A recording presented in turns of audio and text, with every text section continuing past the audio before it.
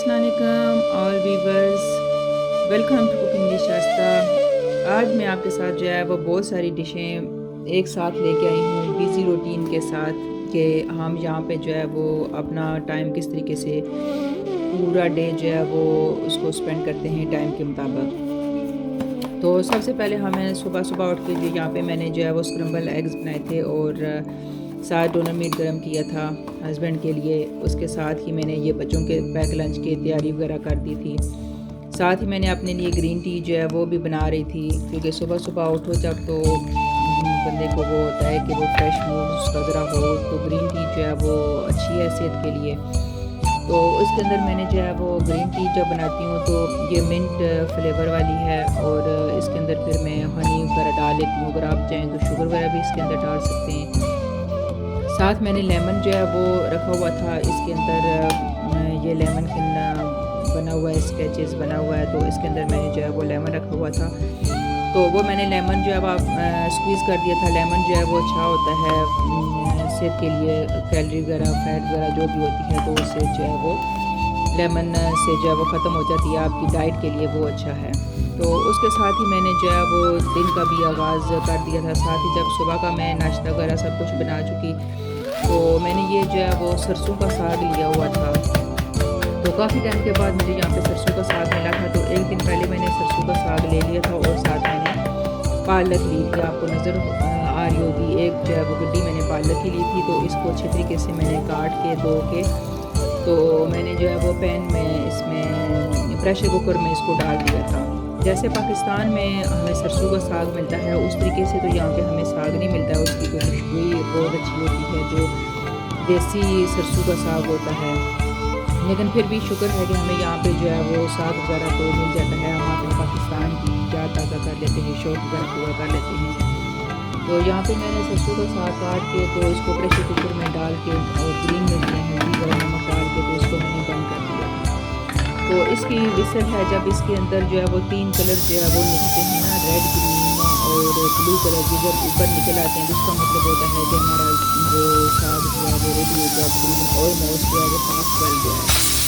तो इस तरीके से हम इसका ऊपर से जो है वो प्रेशर कुकर की जो सीटी होती है स्टीम वाली, इसको एकदम से हम ऊपर से उतारते नहीं हैं, क्योंकि अगर हम एकदम से उतारेंगे इसको तो कितनी भी इसके अंदर जो स्टीम इकट्ठी हुई होती है वो हमारे लिए डेंजरस हो सकती है। तो इसलिए पहले आप जो है वो उसको चमचे की मदद से अब थोड़ा सा उसको ऊपर करें, उसकी स्टीम वगैरह हाफ जब होते जाए तो फिर उसके बाद आप इसकी लिड जो है वो उतारें। ये एक किस्म की ट्रिक है, क्योंकि कहते हैं ना कि प्रेशर कुकर जो होता है उसके अंदर एक किस्म का बम जो है वो तैयार हो रहा होता है। तो ये हमें अपनी सेहत के लिए, अपनी हिफाजत के लिए, बच्चों की हिफाजत के लिए इसका ख्याल रखना चाहिए। तो इसके साथ ही मैंने जो है वो फ्रेश लहसुन जो है वो लिया था, उसको भी मैंने अच्छे तरीके से लंगड़ी के अंदर जो है वो कूट लिया था। और ये देसी घी था मेरे पास, क्योंकि अगर सरसों का साग हम पकाएं तो उसको देसी घी का तड़का ना लगाएं तो वो मज़ा नहीं आता है। तो देसी घी का यहाँ पे मैंने जो है वो 2 टेबल स्पून जो है वो डाल ली थी। तो उसके साथ ही मैंने फ्रेश जो लहसुन जो है वो कूटा था वो वाला, और फ्रोज़न मैंने उधर से अदरक जो थी वो निकाल के तो उसको मैंने अच्छे तरीके से फ्राई कर लिया था। और फिर मैंने उसको साग के अंदर जो है वो तड़का लगा दिया था, क्योंकि साग हमारा ऑलमोस्ट जो है वो गला हुआ था। उसके अंदर हमने मिर्च वगैरह सब कुछ किया, प्रेशर कुकर में जब डाली थी तो उसके अंदर डाल दिया था हमने। तो सिर्फ हमने अभी जो है वो उसको लहसुन और अदरक के साथ हमने तड़का लगाना था। तो ये बहुत ही मज़ेदार जो है वो साग बनता है सरसों के तड़के वाला। और इसके साथ अगर हम जो है वो मकई की रोटी या गेहूँ की रोटी या इस तरीके से खाएँ, और साथ हम लस्सी बना लें, थोड़ा सा अचार रख लें, तो ये बहुत ही ज़बरदस्त जो है वो हमारी डिश है वो तैयार हो जाती है। जो कि हम ये रोस्ट करते हैं, मुर्गे बनाते हैं, टिक्के बनाते हैं, उनको ये पीछे छोड़ जाता है हमारा ये साग देसी तरीके से जो हम बनाते हैं। तो ये मैंने अपनी ख्वाहिश पूरी कर ली थी, साथ ही साग बना लिया था। साथ के जो है ये खीर जो थी ये मैंने रात को बना दी थी, बना के इसके ऊपर ये चेरी थे मेरे पास फ्रोज़न पड़ी हुई थी, तो मैंने चेरी इसके ऊपर लगा दी थी, क्योंकि थर्सडे के दिन हम जो है वो स्पेशल दुआ वगैरह मांगते हैं। दुआ तो हर टाइम ही मांगी जाती है, लेकिन जैसे हम जो है वो हर थर्सडे एवरी थर्सडे के दिन जो है वो स्पेशल हम मीठा बनाते हैं, खाना वगैरह बनाते हैं और अपने दुनिया फ़ानी से चले गए हैं, तो हम उनकी रूह को इसका स्वाद साल जो है वो खाना वगैरह बना के दुआ वगैरह मांगकर उनकी रूह को बख्शते हैं। तो इसी तरीके से साथ मैंने हलवा भी बना लिया था और मैंने दाल की खिचड़ी बनाई थी। वाह, आप कहते होंगे कि ये दाल की खिचड़ी बहुत ही मज़े की थी। बहुत टाइम के बाद मैंने ये बनाई थी। मूंग की दाल और चावल बनाए थे मैंने, बहुत दिल कर रहा था। तो ये बहुत ही इजी है। मेरे पास इतना टाइम नहीं था कि मैं हर एक रेसिपी की जो है वो आपको अलग अलग इस तरीके से बताती हर चीज़ की। तो मैं थोड़ा थोड़ा जो है वो जैसे जैसे मुझे टाइम मिलता गया तो मैंने आपके लिए ये सारी जो है वो चीज़ें थोड़ी थोड़ी रिकॉर्ड कर ली। तो इंशाल्लाह अगर आपको ये सारी पसंद आई और अगर आपने मुझे फरमाइश की कमेंट्स में कि आपको ये इंडिविजुअल रेसिपी चाहिए, तो मैं ज़रूर जो है वो आपको सेपरेट ये रेसिपी बना के तो आपको सेंड करूँगी।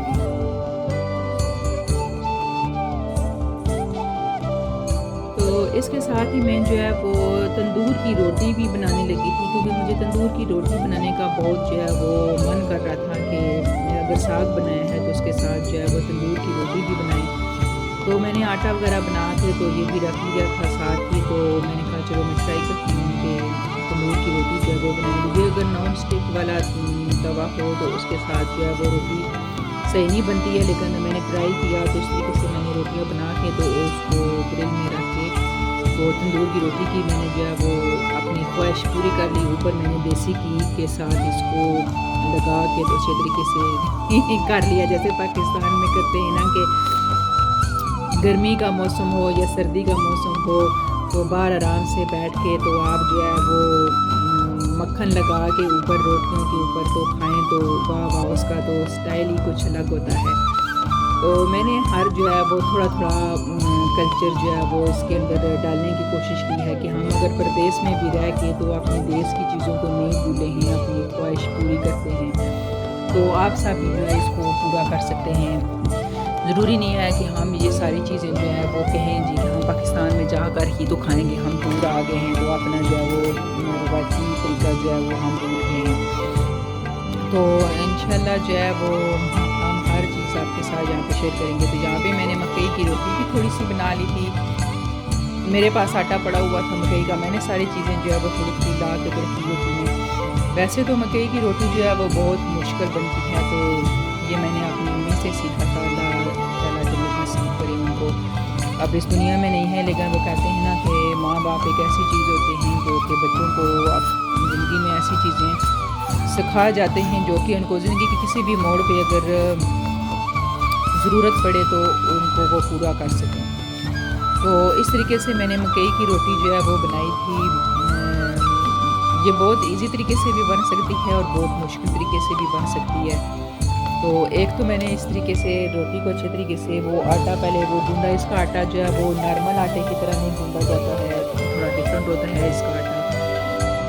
और फिर मैंने जब ये उतारी तो ये रोटी एंड पे टूट भी गई थी मिडिल में। मैंने कहा कोई बात नहीं, वैसे भी तो हम तोड़ के रोटी को खाते हैं, हमें कौन सी पूरी रोटी खानी होती है। तो इसकी इस तरीके से तोड़ के अगर हम चूरी वगैरह बना के दिखाएँ ना, अगर हम इसके अंदर देसी घी और शक्कर डालें, वाह वाह क्या बात है, मज़ा ही आ जाए। तो इस तरीके से इसका आटा गूंदने का ये तरीका है। मैंने आपको थोड़ा सा तरीका भी बता दिया कि ये इस तरीके से थोड़ा सा सख्त आटा जो है वो उसका रखना पड़ता है और ये इस तरीके से रोटी इसकी बनानी पड़ती है। गंदम के आटे की तरह रोटी इसकी नहीं बनाते हैं। तो वैसे तो पाकिस्तान में यहाँ पे वो नीचे बैठ के तो पाँव में इसको तरामी को दबा के तो आराम से फिर बनाते हैं। तो मैं यहाँ पे खड़े होकर सिंक में ही मैंने तरामी वगैरह रखी हुई थी, तो मैंने कहा चलो मैं थोड़ा सा तरीका आपको बता दूँ। तो ये इस तरीके से ये जो हाथों के पोए होते हैं ना, अंगूठों के तलियाँ, उनके साथ रोटी को ये मसल के तो ये रोटी बनानी पड़ती है। तो मैंने इस तरीके से रोटी जो है वो डाल दी थी। थोड़ा सा आटा पतला हो गया था मेरे से, तो कोई बात नहीं, जब आटा थोड़ा सा पतला हो गया तो आप थोड़ा सा उसके अंदर और डाल के तो फिर कर सकते हैं, दोबारा इसको बना सकते हैं, कोई इशू नहीं है इसमें। तो इस तरीके से हमारी मकई की रोटी भी साथ तैयार हो गई। फिर बेटी ने जो है वो फरमाइश कर दी थी कि मैं आज बनाना है आपका कुछ चिकन। तो मैंने कहा चलो जी ये भी फरमाइश पूरी हो जाती है। आज किचन में खड़े हो गए हैं तो सब भी फरमाइश को पूरा करते जाते हैं। तो साथ मैंने ये सारा टमाटर, लहसुन, अदरक, मसाले सब वगैरह मैंने कहा हल्के हल्के मैं इनको सोते कर लूँ। जब वो हल्के हल्के सॉफ्ट हो गए तो उधर मैंने हांडी हंडी में रख दिया था। इधर साथ जब तक वो सॉफ्ट हो रहे थे, साथ ही मैंने इधर चिकन को मैरिनेट वगैरह कर लिया था योगर्ट के अंदर। तो जब वो सब मसाले सॉफ्ट हो गए तो फिर मैंने इसको जो है वो इधर ब्लेंडर मशीन के अंदर डाल के तो इसको अच्छे तरीके से मैंने ग्राइंड कर लिया, ताकि ये जो है वो जल्दी से हमारी रेसिपी जो है वो रेडी हो जाए। तो सारे मसाले जब मैंने इधर इसके अंदर जो है वो उसका अच्छा से देखें ये सूप बन गया है एक किस्म का ना, ऑलमोस्ट कुक भी हुआ है। इस तरीके से भी आप इसको खा सकते हैं। अगर साथ वेजिटेबल लें, आप बॉइल्ड राइस साथ बना लें और ऊपर ये ग्रेवी डालें तो तब भी हमारा ये बहुत ही मज़ेदार डिनर सा बन जाता है। तो फिर वो मैंने उसको अच्छी तरीके से ग्राइंड कर लिया था। तो फिर उसी में जिसमें मैंने ये मसाले बनाए थे उसी हंडी में मैंने उसको थोड़ा सा बटर डाल के तो वो मिक्सचर जो था मैंने इसके अंदर डाल दिया। मज़ीद मैंने इसको जो है वो 2-3 मिनट और पकाया, ताकि ये मसाले जो है वो अच्छे तरीके से बटर के अंदर जो है वो कुक हो जाएं और अच्छे तरीके से पक जाएं। जो अगर थोड़ी बहुत इसके अंदर कसर वगैरह रह गई है तो ये बहुत ही जल्दी और क्विक जो है वो रेडी होने वाली हमारी जो है वो रेसिपी थी। तो इसके साथ ही मैंने जो है वो एक दूसरी कढ़ाई जो है वो साथ ले ली थी और उस कढ़ाई के अंदर मैंने जो है वो जो चिकन मैरिनेट मैंने करके रखा था तो वो मैं उसके अंदर डाल के तो रख दिया था दूसरी साइड पे गैस ऑन करके। तो ये मैंने साथ ही इसके अंदर जो है वो पेपरिका पाउडर जो है वो डाला था। तो ये थोड़ा सा कलर देने के लिए होता है ना, ये इतना ज़्यादा चिली नहीं होती है इसके अंदर। ये सिर्फ जो है वो कश्मीरी जो होती है ना लाल मिर्च, ये वो वाली थी सिर्फ जो है वो कलर देने के लिए कि इससे कलर जो है थोड़ा सा अच्छा जो रेड आ जाए। तो साथ ही मैंने ये कढ़ाई दूसरी लेके तो इसके अंदर मैंने जो है वो मैरिनेट किया हुआ चिकन जो है इसके अंदर डाल दिया था, ताकि इसके अंदर जो लिक्विड वगैरह है उसका पानी वो अच्छे तरीके से ड्राई हो जाए। तो ऑलमोस्ट जो है वो जल्दी जल्दी से कुक हो, क्योंकि हमारा जो है इस साइड पे मसाला तो वो ऑलरेडी हो चुका था। तो जब ये हमारा चिकन जो है वो ऑलमोस्ट हल्का सा जो है वो रेडी हो गया, इसके अंदर से सारा पानी वगैरह ड्राई हो गया, तो मैंने साथ साथ जो है वो दूसरे काम भी निपटा रही थी, तो साथ साथ ये भी रेडी कर रही थी। तो वो जब चिकन हमारा ड्राई हो गया तो उसके अंदर जो मैंने मिक्सचर जो है वो बनाया था सारा मसाला ग्राइंड वगैरह करके बटर वगैरह डाल के तो वो सारा मैंने उसके चिकन के अंदर डाल दिया। अब ऑलमोस्ट हमारा चिकन बटर चिकन जो था वो रेडी हो गया था। देखें बहुत ही खूबसूरत और यम्मी लग रहा था। तो इसको मज़ीद जो है वो मैंने 5 से 6 मिनट तक जो है वो कुक किया और इसके ऊपर मैंने डबल क्रीम को डाल दी। तो अगर आपके पास डबल क्रीम है तो ठीक है आप डाल सकते हैं, नहीं तो आप इसकी जगह जो है वो अगर सिंगल क्रीम है या मज़ीद जो है वो अगर आप इसके अंदर कुछ और ड्राई फ्रूट्स वगैरह डालना चाहते हैं तो वो भी इसके अंदर डाल सकते हैं। तो क्योंकि मैंने ऑलरेडी जो है वो जब इसका मिक्सचर बनाया था तो इसके अंदर मैंने बादाम और काजू ये इसका नट्स वगैरह बना लिया था। तो चले वो मेरी सारी चीज़ें जो थी वो रेडी हो गई थी, मैंने वो जल्दी जल्दी सारा निपटाया ख़त्म किया। अब बारी आ गई थी बच्चों को बाहर लेके जाने की, कि वो कह रहे थे हम बोर्ड हो रहे हैं, हमें बाहर लेके जाएं, टाउन लेके जाएं। तो मैं उनको टाउन लेके आ गई। अब देखें इतना काम घर का किया, सारा कुकिंग वगैरह की, तो उसके बाद फिर मैं इनको लेके तो आ गई। चले अभी बच्चों को भी टाइम देना पड़ता है, तो ये तो नहीं अभी हम घर के ही सारे काम वगैरह करते रहें तो बच्चों को टाइम ना दें, ये भी उनके लिए नाइंसाफ़ी होती है। तो फिर हमारे लिए भी चले थोड़ी सी रिफ़्रेशमेंट हो जाती है, थकावट वगैरह उतर जाती है। तो मैं इनको यहाँ पे नेशनल म्यूज़ियम लेके जा रही थी। तो ये देखें हमारा ट्रिप जहाँ पे हम आ रहे थे, साइंस जो है वो म्यूज़ियम में आ गए थे हम, ये इंटर हो गए थे हम म्यूज़ियम में, ये दोनों बच्चों को मिलेंगे तो आ गए थे। बड़े दूसरे दोनों जो थे वो यूनिवर्सिटी गए हुए थे, तो मैंने कहा चले हम जो है यहाँ पे थोड़ा सा सैर व तफरी कर लेते हैं, थोड़ी सी चीज़ें मेरा अंदर से देख लेंगे, बच्चे इंजॉय कर लेंगे।